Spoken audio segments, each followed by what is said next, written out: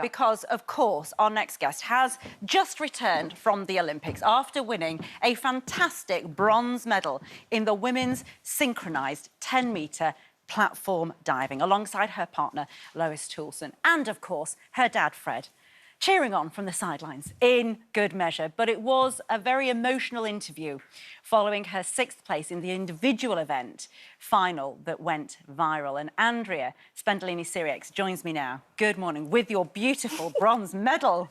Good morning. Yeah, it's pretty heavy. It's a thing of beauty, isn't it? Yeah. Congratulations. Thank you. How are you? I'm doing really well. No, it's been really nice being back home.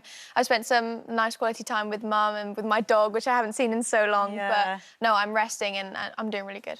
Tired? Are you tired? I mean, I'm very tired. You were like this. I was like, go to sleep. You're allowed to sleep for as long as you want, Andrea. You've done so brilliantly. Yeah, no, I am tired, but it's been an amazing experience, and the support that I've received has been just out of this world. It's just, and the thing is, of course, you prepare for years for moments like these, you know, for the competition moments.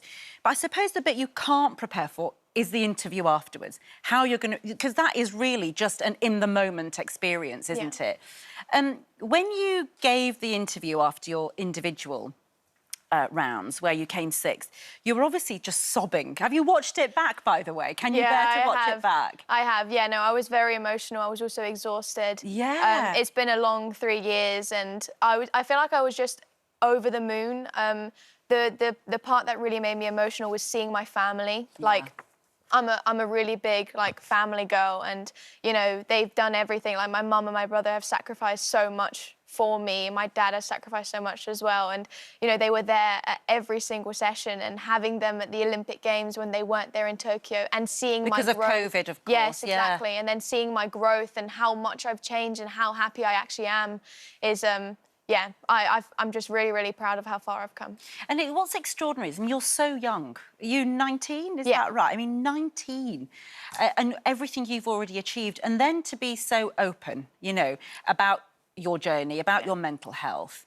And again, today, you've got a campaign talking about periods and about being able to do sport whilst you're on your period. Yeah. Which, again, for somebody at 19, these things are not easy to talk about, but you make it look easy, Andrea. Yeah, well, honestly, I feel like that kind of bravery comes from my mum and my dad. I feel like they're very open, and my mum always taught me to not be afraid to talk about things that were personal, because at the end of the day, I have a platform and I do want to inspire young girls. Not just the diving platform. Not just the diving platform. I mean, you have that one, definitely, yeah. But, you know, I feel like God's blessed me with this gift of being able to speak, being able to dive, and using that to kind of push past just the diving. I feel like as athletes, we have a privilege to represent our country, but also represent something more than our sport.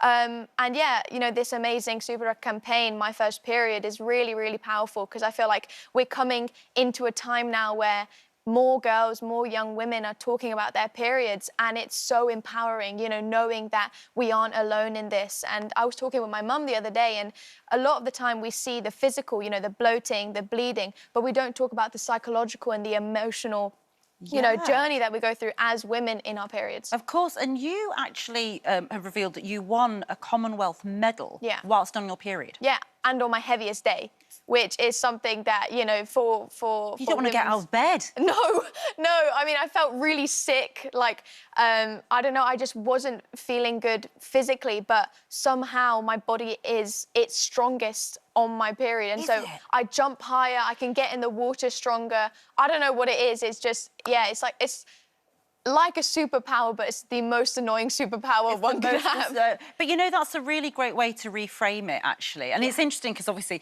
you know, I'm 47, you're 19, so we're at completely other ends of this sort of conversation. You know, now women are talking about perimenopause and menopause more often. But actually, there isn't that much going on at your end of the scale where young women are... Is it still, in your generation, still a sort of squeamish topic? I feel like... For boys and girls, essentially. Yeah, I think... now it's becoming less taboo. You know, there's still a lot of work that we need to do. But, you know, this campaign is really going to help, and I'm really, really excited to talk about it and to share more. Well, it's amazing. Can we go, just when you were just going back to sort of obviously how brave and open you are, and you credit that to your parents for not being afraid either physically or emotionally or intellectually, you're just sort of seem like a fearless person. Yeah. Is that true? Are you actually fearless?